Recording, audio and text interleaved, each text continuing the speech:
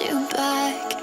Your heart is safe with mine, and I can't find the words to keep you, but I don't think I want to.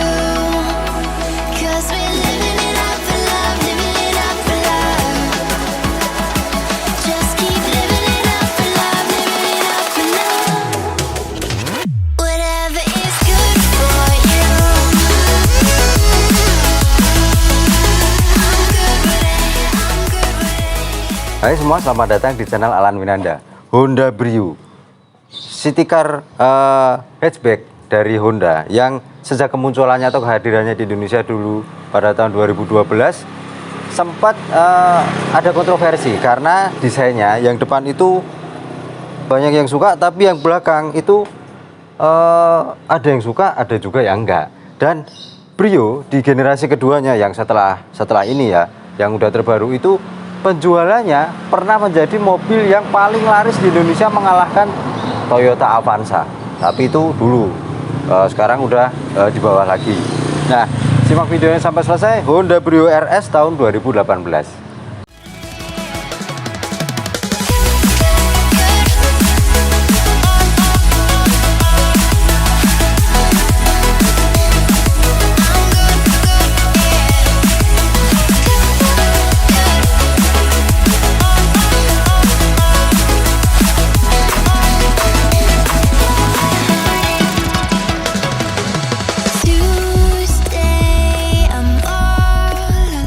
Ya, Honda Brio seperti yang tadi saya bilang, Brio itu pertama kali dijual resmi di Indonesia oleh Honda atau Honda Prospect Motor ya, itu sejak tahun 2012, tapi masih dalam format CPU atau build up dari Thailand. Maaf kalau suaranya agak rame karena rumahnya emang di pinggir jalan raya, rumah pemilik mobilnya ya.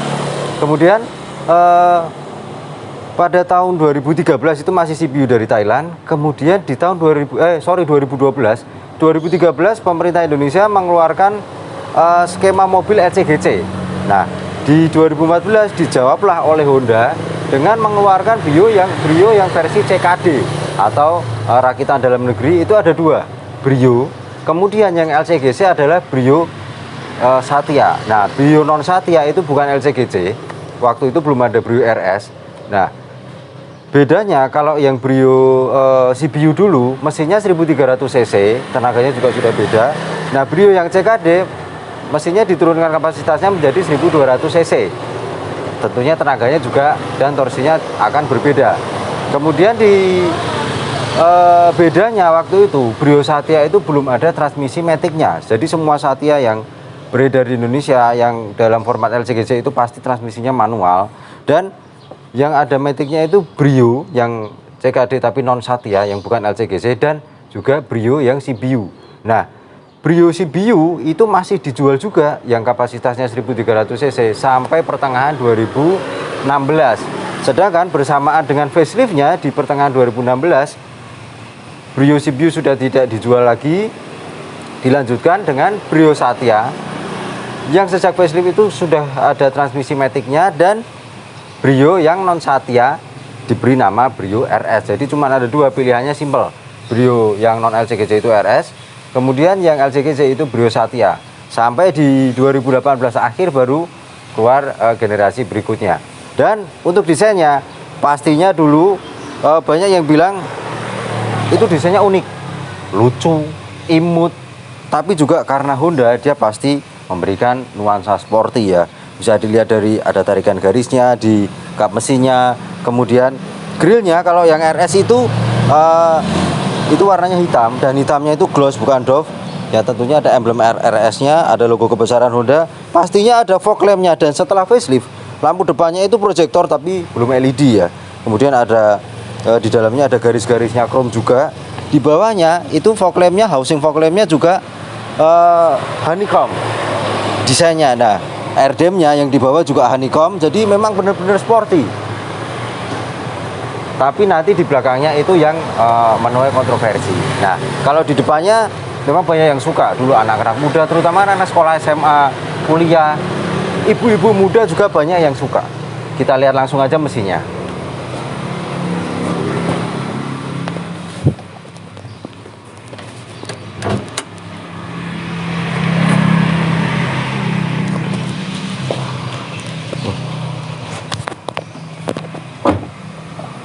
Nah,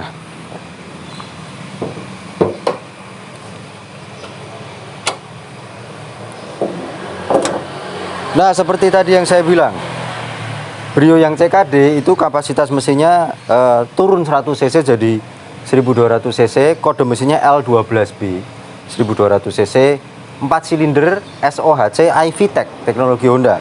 Nah, transmisinya ada dua, yang RS itu ada yang manual 5 speed dan ada juga yang matic tapi CVT bukan konvensional. Kalau yang sebelum facelift itu Brio yang Brio yang bukan Satya ya, jadi yang bukan LCGC dan yang Brio CBU itu transmisinya maticnya masih konvensional atau torque converter 5 speed. Setelah facelift jadi Satya dan RS semuanya CVT. Kemudian penggeraknya pasti roda depan. Kalau RS sudah ada ABS-nya, itu ada modulnya juga. Nah, nanti kita lihat aja performa mesinnya seperti apa, karena tenaganya sendiri itu untuk mobil sekecil Honda Brio tenaganya sampai 90 PS dan torsinya 110 Nm. Nah, kita lihat nanti seperti apa performa mesinnya. Oke, di bagian samping Honda Brio RS yang paling membedakan itu velgnya. Karena kalau Satya velgnya itu single tone warna silver dan ring 14. Kalau yang RS itu velgnya two tone. Jadi ada polis hitam dan ada warna silvernya juga. Tapi dia ring 15, profil bannya 185R15. Kemudian di spion itu selain electric mirror dia juga sudah retractable dan ada lampu sen di spionnya. Kemudian tarikan garis bodinya itu dari depan sampai ke belakang dan handle pintunya sudah model tarik. Jadi ya biar kayak mobil-mobil modern juga gitu ya. Nah, tadi yang saya bilang desainnya itu kalau dari depan itu membulat, baru sampai belakangnya itu agak mengotak. Nah, kita lihat aja belakangnya seperti apa. Ya, di bagian belakang Honda Brio generasi pertama, yang pasti dulu itu ada yang bilang depannya keren, sampingnya juga oke, kenapa belakangnya kaku, cuma ngotak gitu, jadi kayak kepotong garis lurus gitu. Ada yang bilang kayak Honda Civic Wonder lama, kemudian ada juga yang bilang kayak setrikaan, yang pasti bukan kayak mesin cuci ya, karena beda banget. Nah, kalau buat saya sendiri itu nggak masalah, karena justru disitulah uniknya. Jadi dia ada retro-retronya juga, mirip kayak Honda Civic Wonder tadi yang kayak saya bilang. Kemudian ada spoilernya dan untuk Brio RS, kemudian wiper belakang. Logonya itu kalau yang LCGC setahu saya bukan huruf H, tapi kalau yang RS atau yang non LCGC itu huruf H. Kemudian ada emblem Brio. Nah, RS, iVTEC, dan itu asli apa enggak ya? Saya juga kurang tahu, tapi kayaknya asli bawaannya, ada list chrome-nya juga. Sensor parkir 2 buah dan lampu remnya itu jelas, lampu belakangnya belum ada LED dan dia juga ada black lamp dan washernya juga. Tapi yang saya suka dari Honda Brio itu bagian bawahnya. Jadi dari atas itu ramping, bawahnya agak membesar. Jadi kayak orang itu, kalau orang itu mungkin seksi ya, atau semok gitu ya rasanya. Di situ seksi ya, di situ uniknya. Tapi masih ada beberapa orang yang nggak suka, yaitu selera sih. Dan kita lihat bagasinya aja seperti apa. Oh ya, antenanya bukan di tengah ya, tapi di sana model tarik. Nah, bisa juga dibuka dari dalam, nggak harus pakai kunci. Dan kapasitas bagasinya jelas nggak besar, karena mengingat mobilnya sendiri juga kecil, compact. Nah, itu yang perlu di highlight. Dia frameless loh kacanya, gitu masih banyak yang nggak suka ya, frameless. Nah, itu nggak ada listnya, keren padahal, sporty banget. Itu kapasitas bagasinya kecil, saya mau nggak bisa ngasih lihat ban serepnya karena ada subwoofernya dan beberapa barang. Cuma joknya itu bisa dilipat, tapi nggak bisa terpisah, yang lipatnya 50-50 gitu nggak bisa. Nah, itu kalau kita pengen bawa barang yang lebih banyak, biarpun belum rata lantai, tapi ya lebih bisa mengakomodir barang kita yang ukurannya lebih besar gitu ya. Suka saya sama itunya, apa namanya, sama bukaan bagasinya gitu, karena frameless dia. Kita lihat aja bagian dalamnya seperti apa. Nah, saya sudah di bangku belakang Honda Brio RS. Yang generasi pertama sebenarnya platformnya sama CRS sama LCGC sama yang Satya yang LCGC itu ya, cuman beda beberapa aksesoris saja. Dan yang pertama kali saya lihat itu plafonnya hitam, door trimnya hitam sampai ke dashboardnya hitam, joknya juga banyak masih fabric dan dia cukup empuk juga walaupun nggak empuk banget joknya ya. Dan untuk tinggi saya 170 cm masih ada sisa banyak untuk karena dia cekung ya. Jok depannya itu bagian belakangnya. Untuk legroomnya kaki masih bisa selonjoran di bawah jok depan. Headroom sisa cukup banyak. Kemudian penting ada hand grip warnanya hitam-hitam tuh rasanya bisa sporty gitu ya, enak dilihat. Nah, seatbeltnya udah pasti ada 3 titik kanan dan kiri, tengah nggak ada seatbelt. Headrestnya belum bisa di headrestnya itu fix ya, jadi nggak bisa disetting. Kemudian pastinya nggak ada armrest juga. Simpel sih, sampai cup holder aja di door trim nggak ada, adanya cuma speaker satu dan switch power window. Ada satu cup holder itu di situ, tapi dipakai buat hand sanitizer biar bersih. Kemudian ada kantong penyimpanan di jok belakang belakang jok depan juga atau door itunya. Ya simpel sih, kalau saya duduk di tengah rasanya nggak masalah sebenarnya karena nggak ada tonjolannya. Ada sedikit kecil cuma buat jalur knalpot, tapi kayaknya lebih enak di pinggirnya. Oke, kita langsung lihat jok depan seperti apa. Nah, saya udah di bangku depan Honda Brio RS atau generasi yang pertama. Yang pertama kali saya lihat itu desain dashboardnya itu agak tinggi dan dia agak memanjang ke sana ya. Jadi seakan-akan kalau kita nyetir itu kayak nyetir mobil yang ukurannya lebih besar. Tapi coba nih nanti kita pas lagi jalan gimana. Kemudian desainnya sendiri juga sporty, ada lekuk-lekuknya gitu. Masih dengan bahan plastik keras tentunya untuk mobil di kelasnya. Dan head unitnya itu udah diganti. Dia ukurannya jadi lebih besar. AC-nya sudah digital. Untuk yang Brio setelah facelift ada kantong penyimpanan di bawah, di tengah juga ada colokannya buat ngecas ya, itu colokan korek. Kemudian ada cup holder 2 buah. Kemudian transmisinya yang tadi saya bilang Matic CVT dan tuas handbrake atau rem parkir. Nah itu tadi yang cup holdernya cuma satu untuk yang bagian belakang. Kemudian karena dia Brio RS ya, jadi dia ada switch untuk nyeting entertainmentnya di situ. Nah itu ada mode, volume, channel, dan kita lihat aja speedometernya. Kuncinya masih kayak kunci Honda pada masanya ya, kayak free dan lain-lain gitu. Itu kita kontak. Nah kalau kita colokin, lampunya langsung nyala di speedometer dan warnanya gelap. Di situ settingnya juga cukup lengkap juga ya, masih analog tentunya. Saya starter aja mobilnya. Suara cranking starternya Honda banget ya, kelihatan. Dan nyalain AC sekalian. Itu di kiri ada RPM, ada speedometer, kemudian ada petunjuk bahan bakar, ada indikator untuk pintu yang masih kebuka, seatbelt. Di tengahnya ada MID yang bisa menunjukkan posisi transmisinya ada di mana, karena dia matic. Lagi ada di P, jam, odometer, tripnya cuma satu, average konsumsi bahan bakar atau konsumsi bahan bakar rata-rata, sama untuk setting nyocokin jamnya. Udah itu aja, simple. Yang lainnya itu ada kisi-kisi AC, kemudian di door trimnya ada speaker. Di situ nggak ada kantong penyimpanan, ada kantong penyimpanan kecil di bawah kisi AC situ. Di door trim ada tweeter di atas, speaker di bawah, cup holder satu sama kantong penyimpanan atau door pocketnya itu ya cukup sih, lumayan walaupun dia kecil. Spionnya udah retractable yang tadi saya bilang, selain electric mirror. Kemudian ada window lock, door locknya juga ada.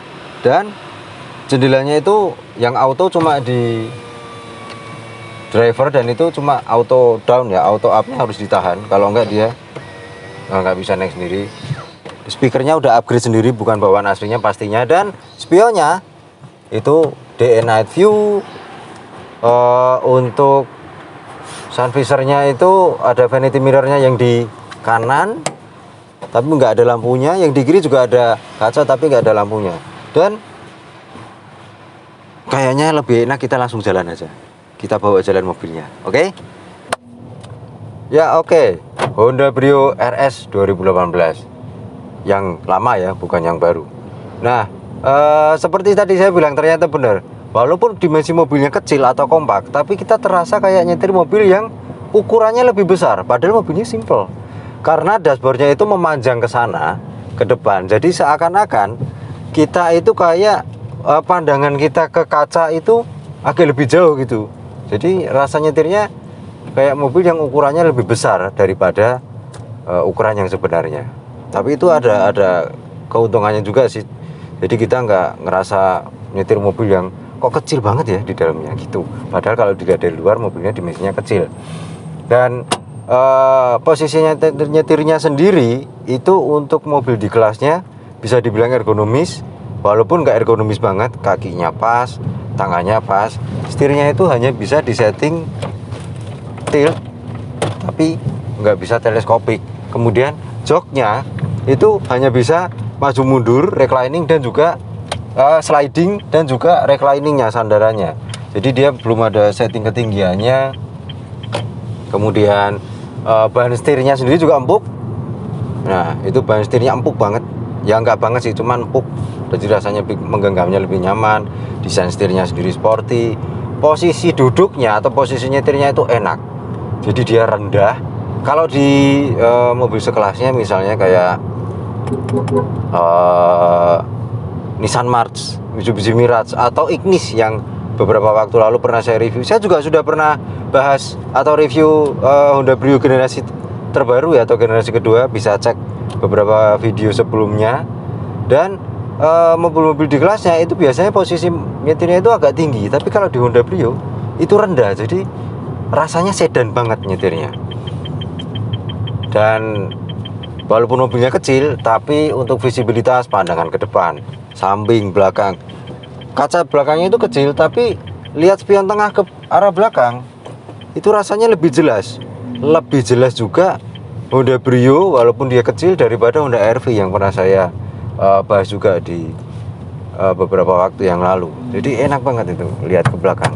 Nah, saya pas lewat jalan konblok, jalan beton, dan agak rusak juga. Bantingan suspensinya itu kalau buat saya sendiri itu untuk mobil di kelasnya cukup nyaman ya, karena Brio RS itu beda dengan Satya, walaupun platformnya sama, hanya beda aksesorisnya aja. Dan ya cukup nyaman, nggak yang empuk banget tapi nggak yang keras banget, ada di tengah-tengah lah.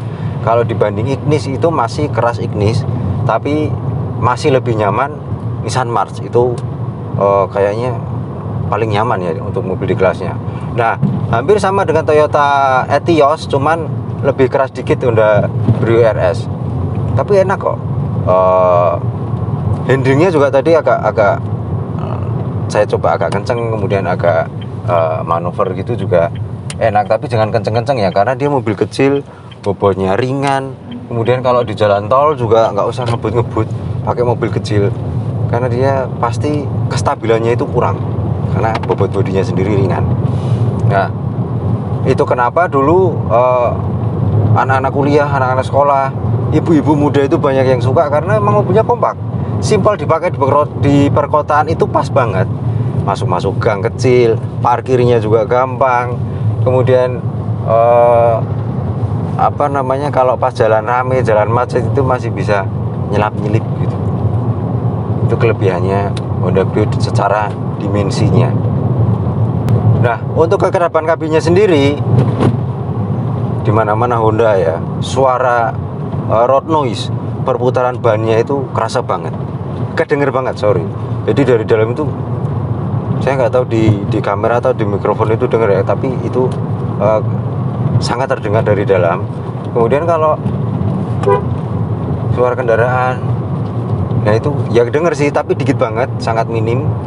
Dan untuk suara mesinnya itu baru terdengar kalau kita akselerasi kenceng. Kalau jalan biasa itu enggak. Jadi cukup baik loh peredamannya, kecuali road noise-nya. Kemudian kalau untuk remnya sendiri dia sudah ABS. Nah, remnya itu karakternya mungkin sama, hampir mirip kayak beberapa merek Honda yang lain. Jadi kalau ditekan dikit dia ya ngegigit tapi kurang pakem. Kalau kita tambah dikit lagi nginjeknya itu pakem, tapi udah kerasa pakem kayak ngegigit banget gitu.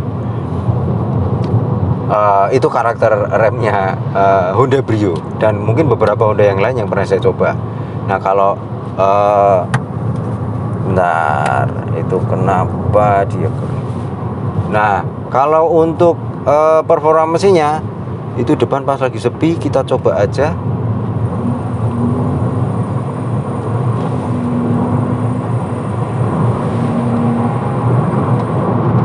Oke.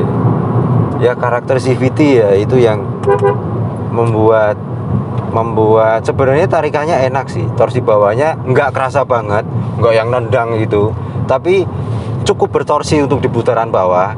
Nah karena dia CVT maticnya itu kan dia memang agak telat untuk akselerasinya. Baru di putaran tengah sampai ke atas itu baru keluar tenaganya. Kalau saya lihat sih tadi di atas 4.000, hampir 4.000 rpm baru kerasa nariknya. Itu pun juga agak lama kecepatannya naiknya. Tapi nggak masalah sih, karena kita nggak cari performa kenceng kalau untuk mobil di kelas city car ya. Yang penting kompaknya, simpelnya gitu. Dan yang satu lagi, yang pasti kenapa banyak peminatnya, karena untuk konsumsi bahan bakarnya sendiri itu di MID. Dari tadi saya pakai masih bisa 1:15,5 km per liter. Jelas itu angka yang sangat hemat untuk mobil 1200 cc ya, apalagi dia teknologinya VTEC gitu. Itu angka yang sangat hemat.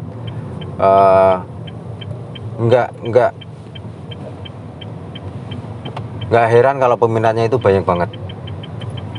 Selain bodinya kecil, bahan bakarnya hemat, simple, kemudian cara nyetirnya juga gampang, mesinnya juga cukup bertenaga, 90 PS tenaganya, 110 Nm. Nah jalan depan pas lagi agak kosong, kita tarik lagi ya, dia kerasa narik gitu tapi agak lama karena karakter CVT nya itu sendiri.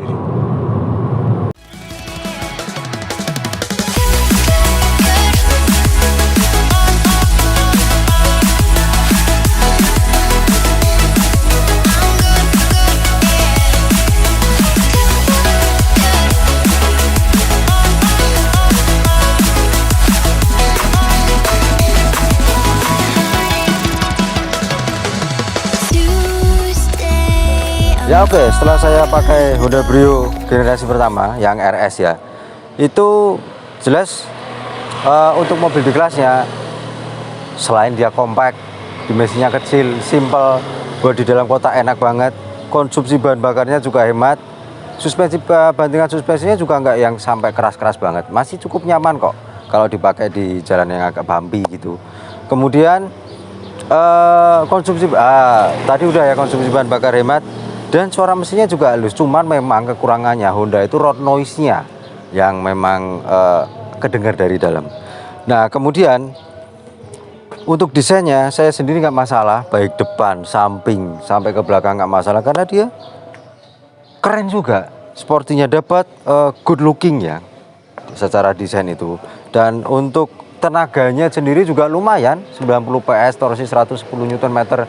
Kalau hanya untuk di dalam kota, luar kota juga bisa, asal ya jangan melebihi batas kemampuan mobilnya sendiri. Dan untuk beban pajaknya, Honda Brio RS tahun 2018 itu plat H, tapi itu H daerah Ungaran, Kabupaten Semarang. Total biaya di STNK, PKB dan yang lain-lain itu 2,5 juta rupiah atau 2.400.000 sekian gitu. Nah itu cukup wajar ya untuk mobil di tahun muda. Karena dia bukan LCGC, kalau yang Brio Satya mungkin lebih rendah lagi untuk beban pajaknya. Oke, sekian video dari saya mengenai Honda Brio RS tahun 2018. Jangan lupa subscribe, klik like, share video ini ke media sosial Anda, aktifkan gambar lonceng notifikasi agar bisa menerima notifikasi video-video terbaru dari saya, dan tulis kolom komentar di bawah bagaimana pendapat Anda tentang Honda Brio, atau yang masih punya Honda Brio silakan share pengalaman Anda di bawah. Terima kasih telah menyaksikan, sampai jumpa pada video berikutnya. We say our goodbyes and light up like fireflies, 'cause there's so many things